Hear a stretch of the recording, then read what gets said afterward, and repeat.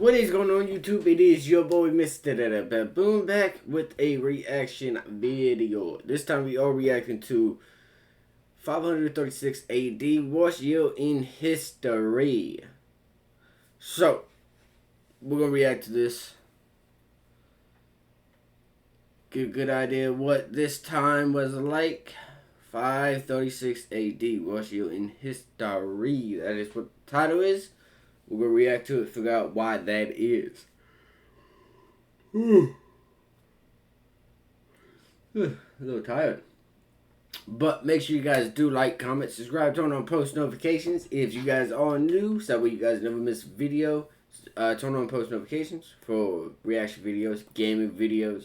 You know what I'm saying. Check the description. I will have the video link and the channel link down below in the description if you guys want to check that out for yourselves. You guys can. I think that's it. I think we're just gonna jump into this video. Yeah, I think we're just gonna go and jump into it. Learn about it. Let's get to it.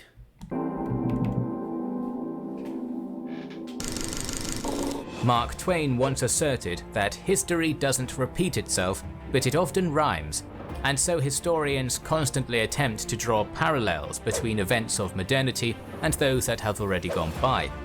In this vein, we turn to the ancient world and cast our gaze back to one of the many years that rival 2020 in its dubiously notorious status in the human imagination. When the year 536 AD began, just short of 1.5 millennia ago, the Eurasian civilizations that often serve as the subject of our videos were undergoing a seismic change.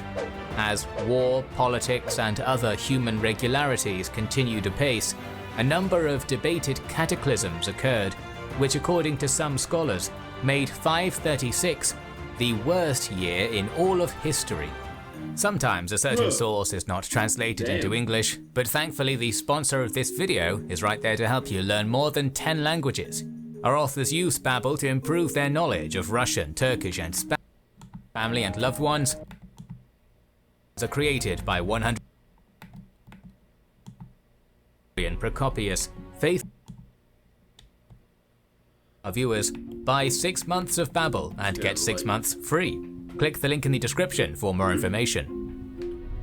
Byzantine historian Procopius faithfully accompanied his generalissimo master Belisarius on the latter's conquests of both Africa and Italy during the 530s, observing the great general's achievements firsthand and then recording them for posterity.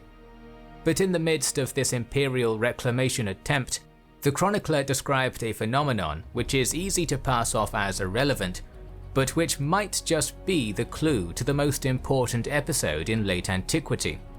Writing almost certainly in 536, the 10th year of Justinian's reign, the Belisarian historian stated, "It came about during this year that a most dread portent took place.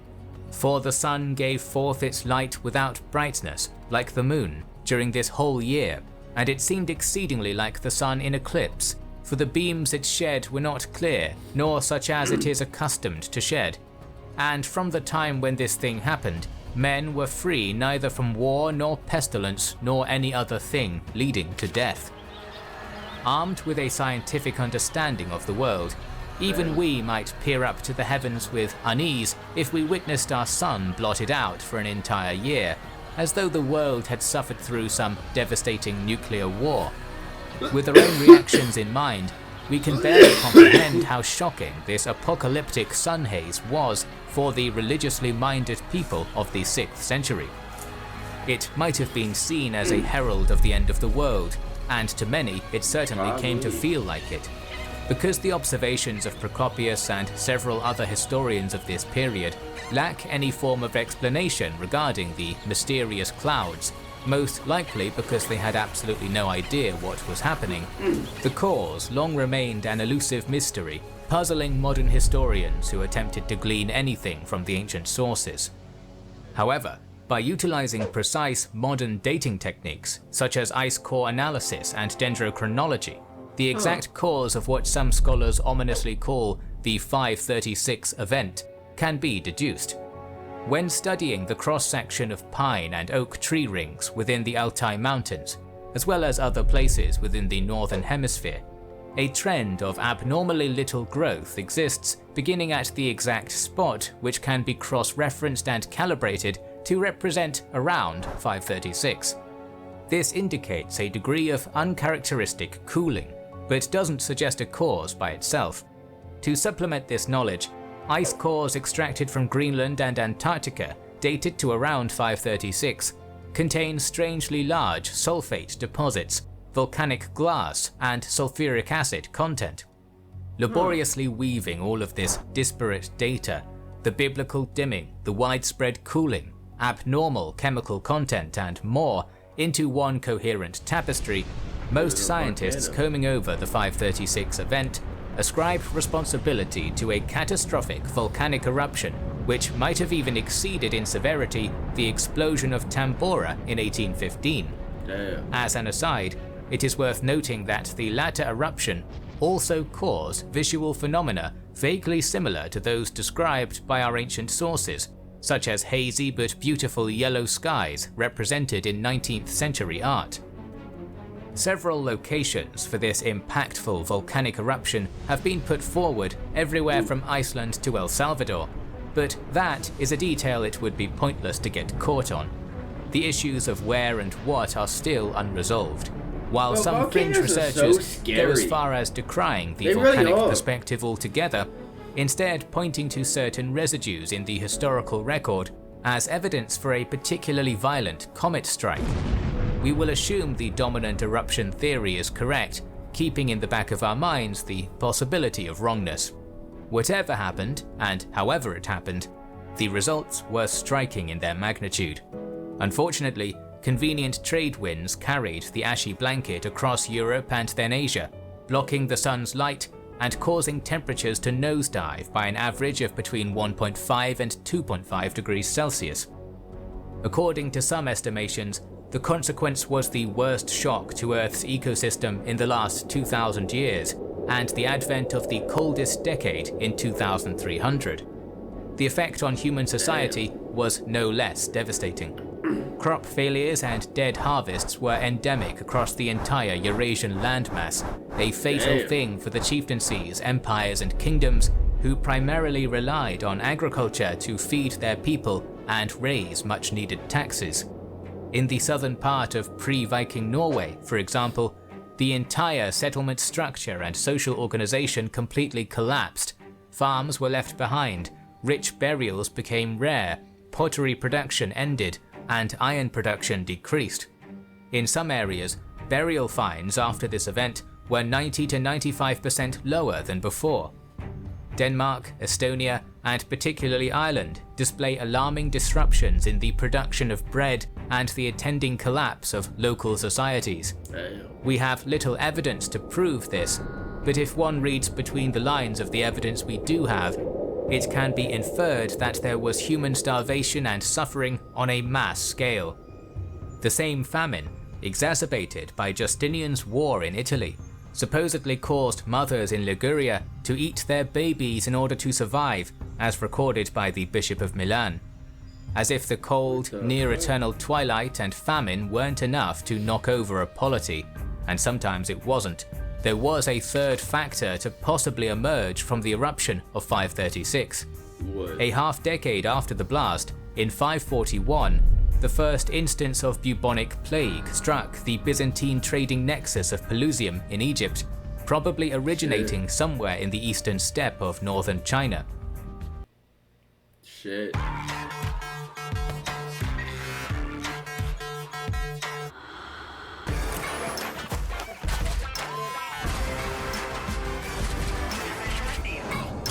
Like, that's crazy to me. Volcanoes are scary. That's the only thing I really got on my mind right now. By enemies often unimaginable. When there are volcanoes are a whole nother level. Future, there is one constant. Marines.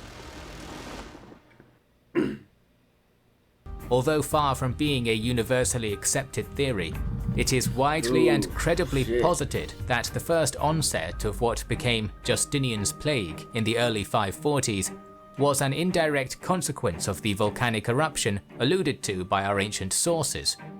This chain of causality requires some level of explanation.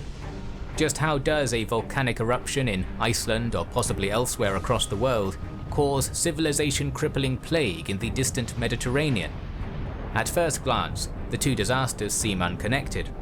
However, of 7 severe volcanic eruptions taking place over the last 2,000 years, 6 in 44 BC, AD 626, 934, 1258, 1783, and of course 536, have resulted in a deadly period of epidemic disease in Europe, the Middle East, or both within 1 to 5 years.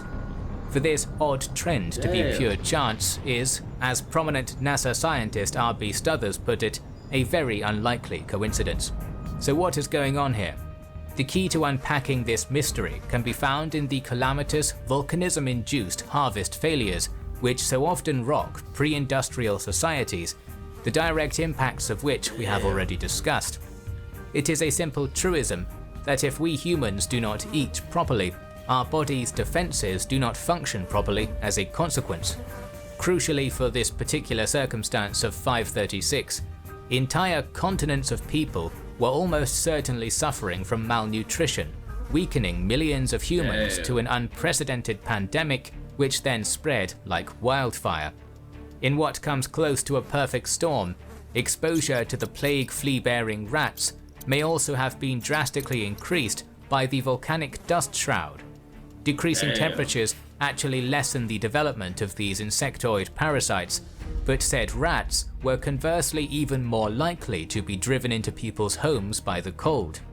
This brought the disease into closer contact with humans and provided a perfect environment, houses occupied by starving people weakened by lack of food, for the plague to make the short hop from animals to humans.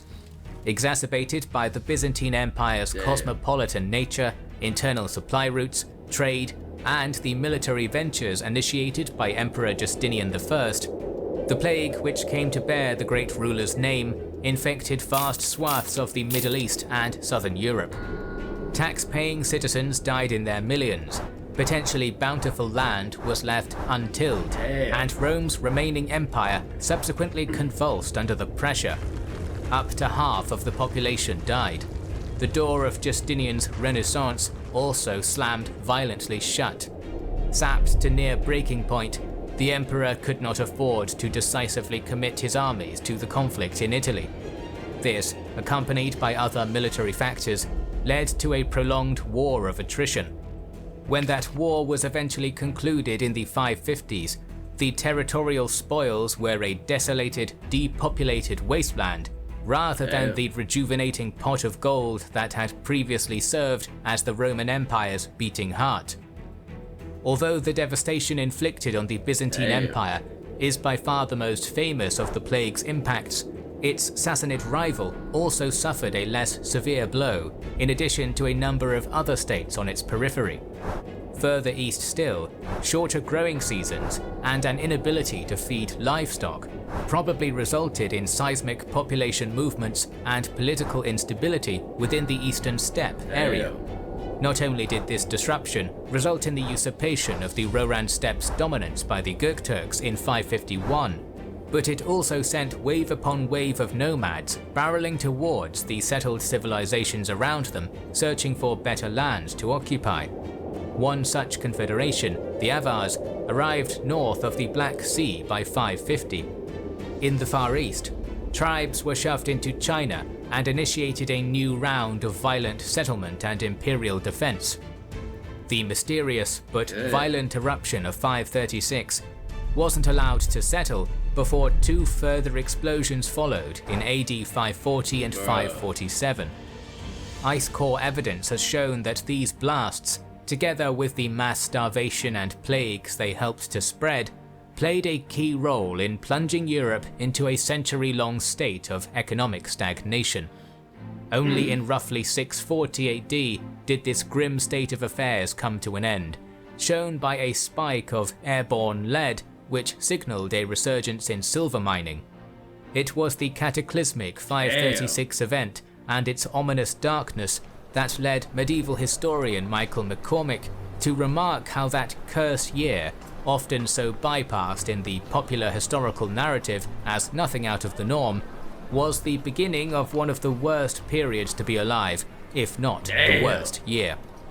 All we can do is hope and act so that the coronavirus-ridden 2020 was not our 536, a terrible year that served as the herald of all the terrible years to come.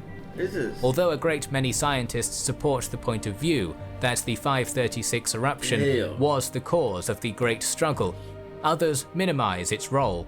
Summarizing their point of view is Anti-Ajava's statement that not only is there nothing in our evidence to suggest that the year 536 was a watershed moment between antiquity and the Middle Ages, it is also evident that although the cloud occasioned confusion and crop failure at the time of its appearance, its effects did not last long after it dissipated. It does not matter at the end of the day whether AD 536 was indeed just a relatively meaningless but lethal footnote, as Ajava suggests, or whether it was the watershed year in which the final embers of the ancient world were extinguished, providing the ashes for the medieval age to begin. It goes to show that sudden disasters, whether they take the form of earthquakes, volcanic eruptions, pandemics, or man-made hardships such as political crises or large-scale military conflict, can completely alter the world in which we live in a staggeringly short space of time.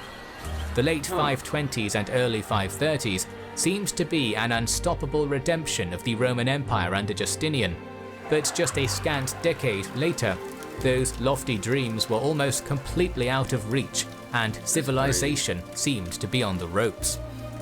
We always have more stories to tell, so make sure you are subscribed and have pressed the bell button. Please consider liking, commenting, and sharing. It helps immensely. Our videos would be... I mean...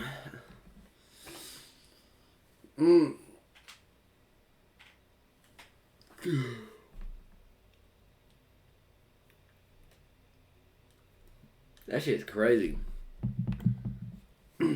That shit was pretty crazy. A volcano, like, this is another reason why I think volcanoes are one of the scariest things. Like, I mean, look what this volcano did. Like, I mean, there's not a limit on how many times it could erupt. It could just keep erupting and keep erupting for like thousands of years. 500 years, 200 years, 50 years, 10 years. It could just keep erupting for however long. Like, nah, fuck that. That shit crazy to me. Nah, fuck that. And then lava shoots out of that bitch, bruh. I'll pass. Nah, I'll pass on that. I don't deal with volcanoes. I never want to go see a volcano neither. Seeing pictures of a volcano, I could do that. Going and actually seeing one, nah, I'll pass. I'll pass on that one. Yeah, no, fuck that. I'm good on that. That's going to do it for this video. Make sure you guys like, comment, subscribe, turn on post notifications. If you guys are new, share the video. If you guys did enjoy, like, all that good stuff. Let me know what you guys think about it down below in the comments. Ooh, you know what I'm saying? That's going to do it for this video. Positivity is key, motivation is key, happiness is key. I will see you guys in the next video. You guys watch out for each other. I'll see you guys in the next one.